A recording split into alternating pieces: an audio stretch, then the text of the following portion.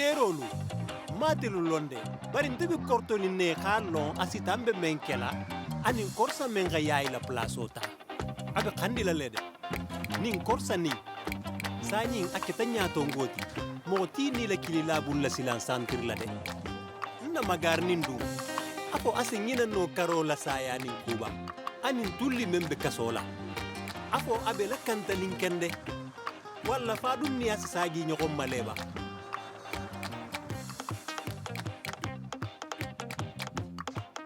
ala kan ntel la legalo to jan ratanga komi ase fo nyamen nantelu ya tilo me dugo tuje ala dogo ya xamade tilo kembelente la ratanga jan kende impelente tugunga nyokon tara na legal nyima banina kanu ni hera be alla radio kilingo me nyokonte ratanga nterol siyo je korto nyawo nya fa ka tule folo go ga bode na fota nya kutama nimba fe ka wo belo ratanga teri luani anya fe ala ngawa woto abe benale musoni bala loko kunani njangolema abe funelel khonondi anata la khono ko le masaha bari fonga hospitaliser bawo abe sekeline kende abiso kafate bele padimenka afatele be gandeling donding bari manfusije ramum fo woto fote bele bidimenka dondi abe fonye madame bidema khanne iya benna ala testo filme itana fe manke ayo khotola fe manke anu kholuma jani tala ala testo man fusita madame itaxtale taxamoto bañi waxti iyo bari minto dugu juma Côte d'Ivoire, Burkina, Guinée. Sierra Leone. Sierra Leone. Annato tu ma jonka bo Sierra Leone? Ratili danta bole. Kabri wotu monte sahali kende. Abe kole ka fate be ganilini.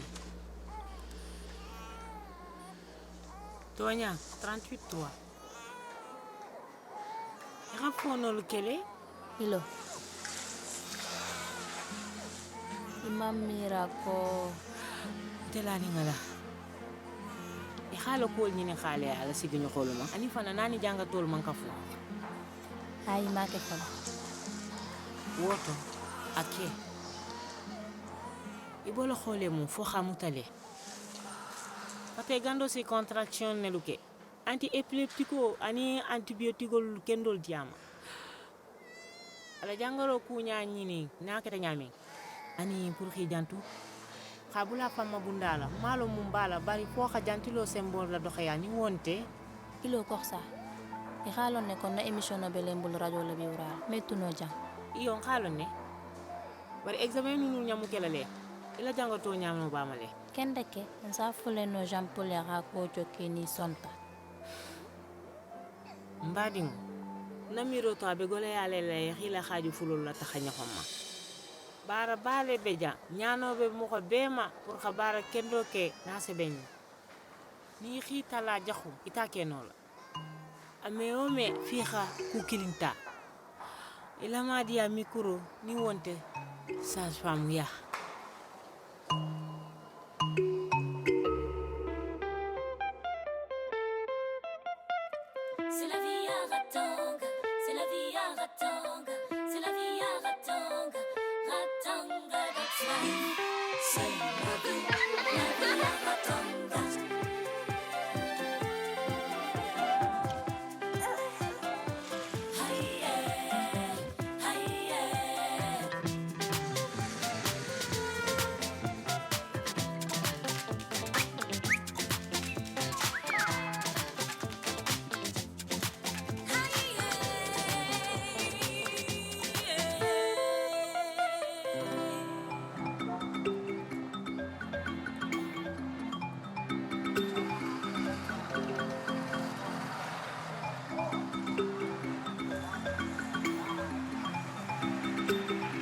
sal kaf ñogon yalla madamul taraje ko de alballa madamul kulede ko de baba sana lo mo wakati duma al baba man na fulode bara alu ba jelale alu kan na hammi mbela li ngalale abe dula wodula hakkilo bela lu ko awa mba fe kan sumbu karo ki dembe nanna karo ki de bente fananna wakato be wolu me takano a nyama na tente ala hakkile la jigo belen kan tumo be atere la ko hakkile be ko dolu ke kan wurala wala katula mi alla marano alo ka famu ba ha alum be wurala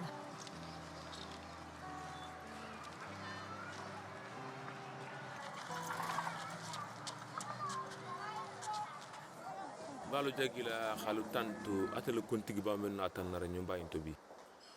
nga bara ba kele tembo nyinto fosena centre la politique guto la taganya tembo min tobi mba bele bla la siloxa fonse ben kanto nin kafo min to ko kilinto fonse jarali kendo di na centre nyinto nyame ku kutan ba keta docteur maka ibar kilin talala akha khani sani ntemaje munna altelu alla kuntigo service génico obstétrique la feta bengunin tala tele malla janke bati kende de tele lundo khasialti ntebe lolin jamena almansije ko khabara nyimani ke nyama mbalaluna kono centre commission mo golu fantaleta balon kiba dama tambe kanne docteur makar docteur Moulay akita mo ko balete baronya pa fumata be pathologie ko nyina saxalale abela gulal na baradula na haklila mo ba takla la nyama kudo be filin ne ba fomu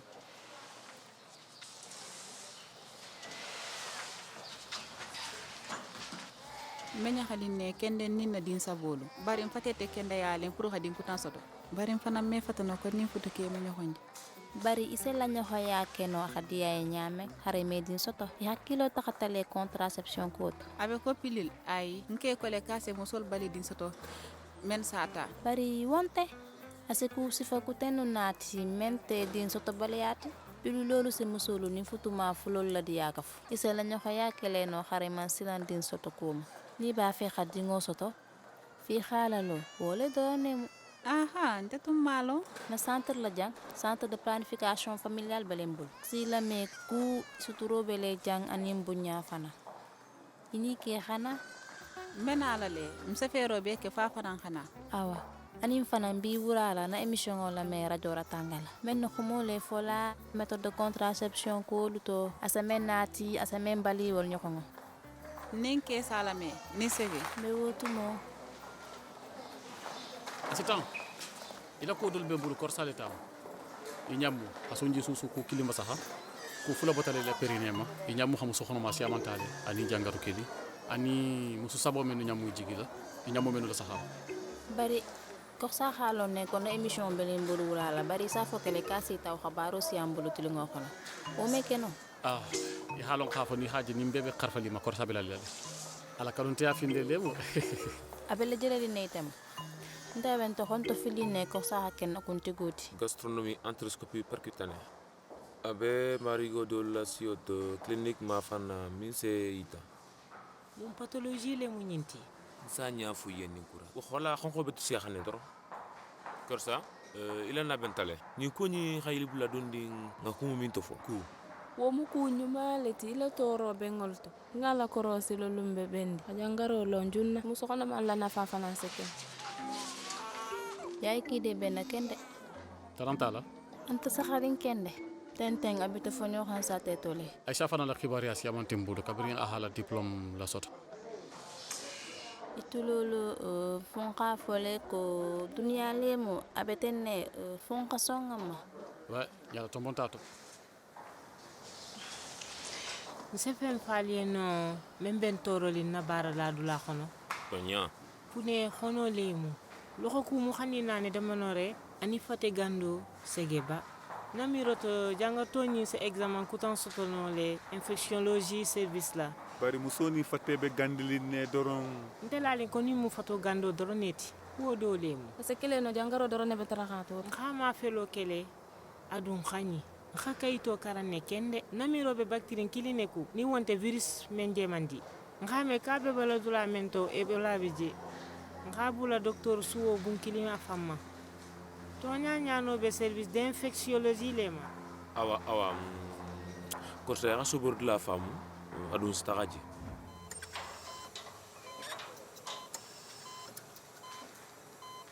awa a ka ñi Jean Paul Ibedi tala. iyo hera doron asita Talanta ema de la ametale maje. a fele sigilin sañi bajjel ya ana diŋolu nta xibaro soto xam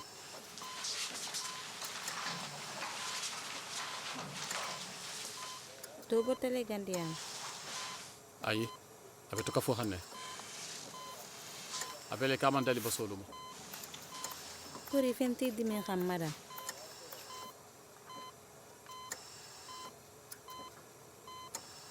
ya kulo hana hono to fili ntelebe kuwo be ñabo han se dafe mbo xolo ngini xa korsa ha fo ñamen Ini sege Jean Paul. E xana hakkile fulo soton kili doroni fendo be kini isena sota ne non inte anteno le xana. iyo basinte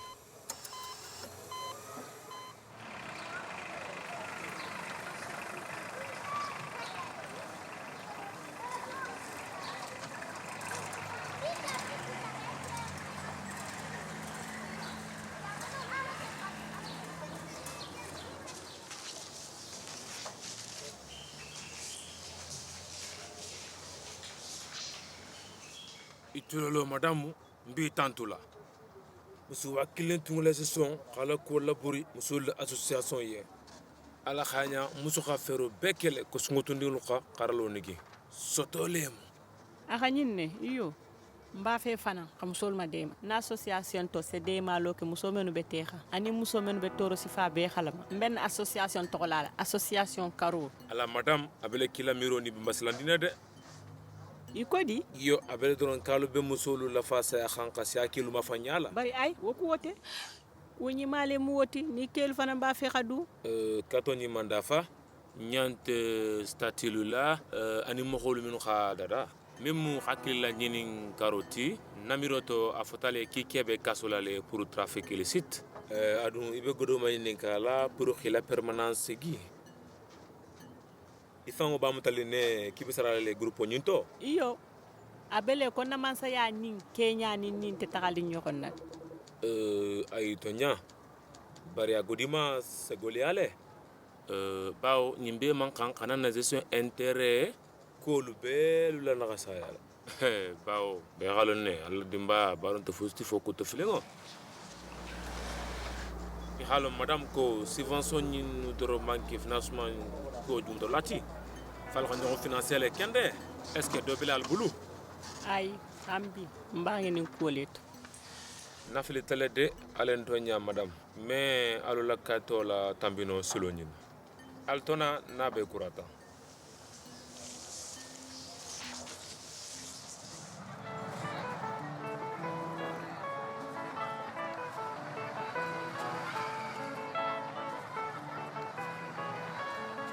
kanna kono to fili diyan muso njenale kura e kana jahannama ko damuta Maman to ben kende ani bara ba mi membulu centre la. awa ixi toma toben i xalo ignoronte mbalu tantula alla xambengo xono kafuñoxolu dindigolu bebe sonni ala ni ngasita ani yala sas pam ya ni mabaro amu radio la bara la liti abe bendi ne kende be mi ya keno xabara fula la taxi ñoxonna xala wakiloxa on terolo nga portable lu sa nga damu ta 30 secondes xono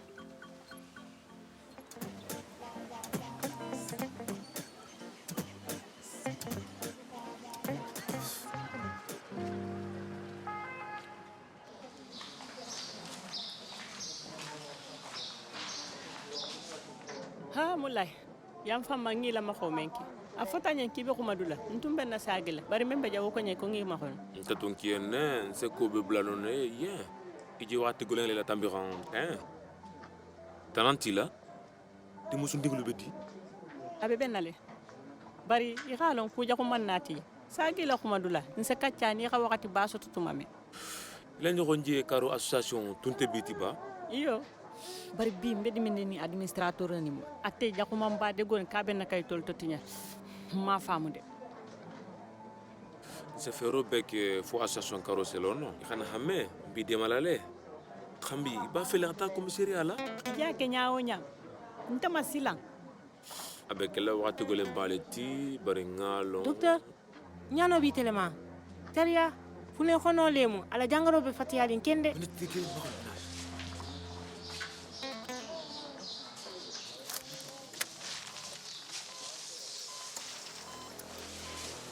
kono gole ngol to habuto a fatela temperature beto ka fatne doro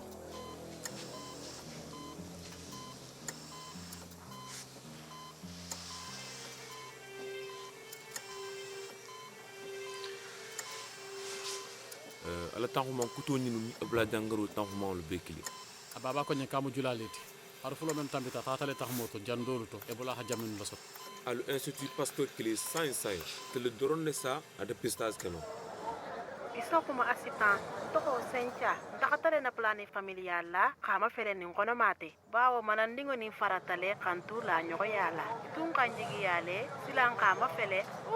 aman fusita inin sege assistant nin kammanu be fo kanyi menu tarata na dunia to kutungo tonya anto ka chala wo ko ta dinya nyamen kono menu man dinyeng sida yestelu nege dia alo halo ko planning familial dulalu belanin jammenula suturo anin khibaru kende masoto maluyaten na dulanin to bari na xumo me boja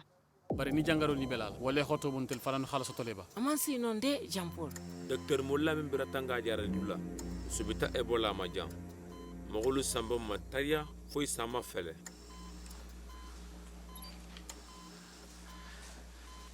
korsa ikhaso bo minke o bentale ni ebola jangaro lem ala lon konte le mala soto ama felo nyinto bari mbe khanta tenue de protection du nale minu sen nak siam jangarto khanta ma fele la tugu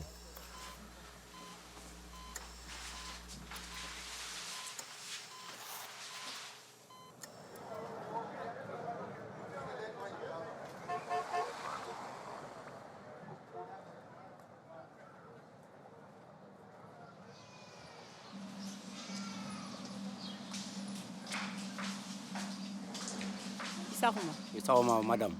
na ta porte plainte mba fe ka nyato ngole je ni sonta Lieutenant Ngesa.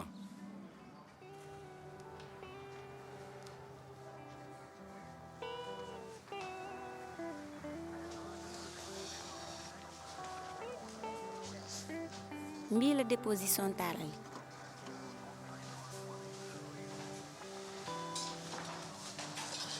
ngataka mbi la meli na ta porte plainte ndin karola saya mbe sobeli mo ko men ngake muntun keta ntungandi musolu sambana dugoto o fo ngabama nke tulli ani anandi rokuba ndi anyo kola kan sambana dugoto nindi musabu iki bulala nyaadi tulli tun se da takumam fangolo luwo konol asen gosi piyabe kasola mobile sunyal kuola haraman tarona di musola bade loto ndi musole lo kanabo ntumba fe ni khambori bari kanna soto tariya khama sibo itan kan sambanna satet nonne rokoba khafu beye kondin karo manna sunna wotu mole anin feli la musodo andi muso muta khala sunna atuta woleto ninga famu idi muso la saya ibala le to ndig muso ni rokko bani tulile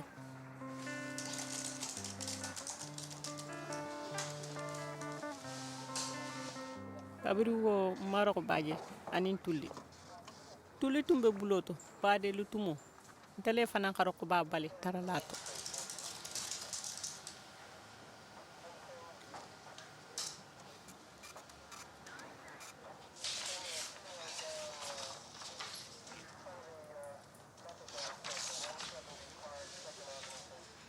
tungi bulay hila déposition karanjani ha signé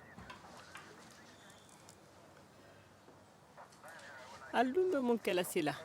a bebi deni procureur le bulu na sa ko tuje fa sa to juki nal ñano sita men magana ila irangin xalo ki letna gesan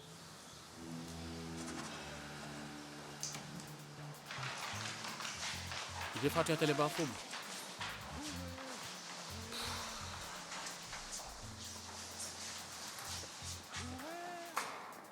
atelu alfata fulan alhami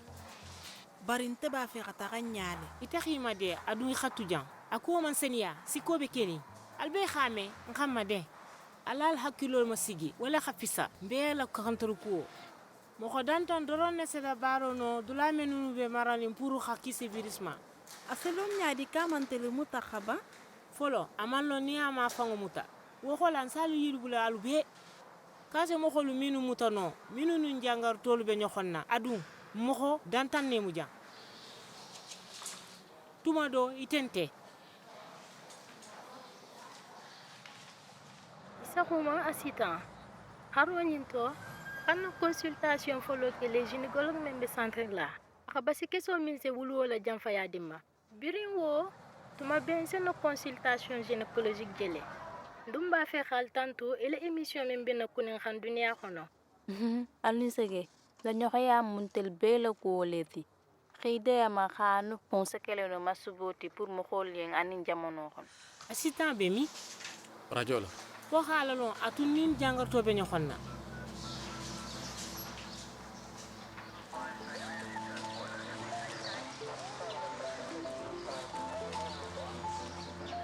asiben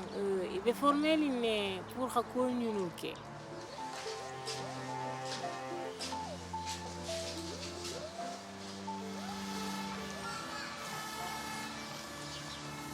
mumunin kafonin ti centre la makanteli ko doron alxana silan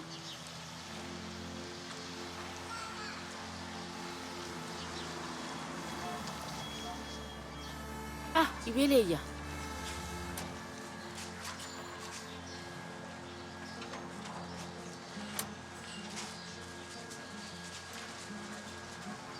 mɔgɔ si me fusi fonteli ye a kuwo bantan yila to nya be la fililini a dumbe masila ninni alu ila saha jela munna ibe diminni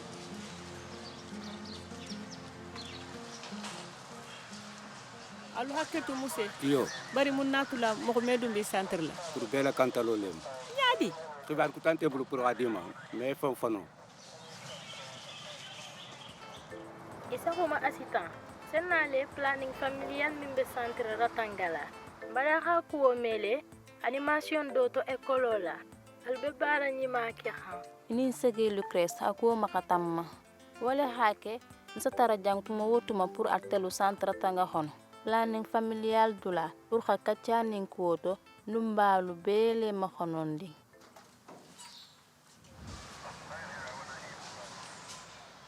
assistant job nata centre Ratangala to xala ñemu makantali kuoleti siko bi kili alla jangarto musodo to centre Ratangala ebola kuol ebola na jangarto membe funelu konondi atele mo itunia bi ñoxanale al tun se jangaro la sutoleno nala dépistage ra virusita dépistage be ke ha institut Pasteur la bari mu xey muta fo inata jan asekeno ixa ebola soto ixa wo jele asekeno ixa dimma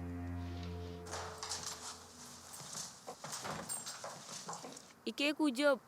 fusimi sotono folo bawo ime jangaro sotono virus la incubation waxato xono adon astani jangarto mo ko mamuno pour makatali ko la alu ñamu janfara mo la adon be jang xal samba na famu ntema fusi famu ni man jangaro pour mun na albenja fayala mo la makantali ko lemu bawo ebola jangaro bi mena miya dino do ma niya firindelu mambo c'est à la température ma fele ani khafati gandi ko la kanta adu mo ko jam falo seke waxati jalu kono résultat mestuno jam fosini gini tilot asita nte setuno fi xalo ne be men ko besila ni ngandi ama ba fi besila ni xatu day doro besila ndi ila ko wala fana asta fo nga taxale hara alula man katanko la saatu nin job xatu ñoxon na iyo askino ni matara awa nga wa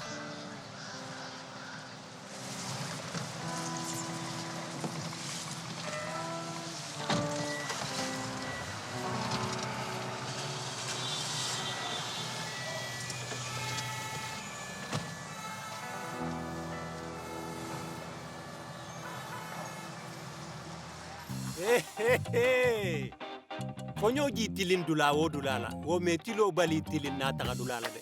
e yo ken terolu bone na to meje tuma wotuma de fon ka sonne tilo ka taga fanyen tu modolu bari atelu ninte mbe ka lonne ko khadama dingo nyammu ka wodolu munyale wo nyale ase kuno fon ka lonne honni muku kolembale tiratangai ise nin kole ya ni munya no nyadi fo ise bato bari afotale fanan ko ku diminningo se ku beto tala manale alanka lo kan teri ratanga ngolu dema khitara iri wakili kallo ife hi dema fi se bonin kole ya nin to nyame ratanga terolu anim menu ba nyafe alu kan nangina ko bemu kilineti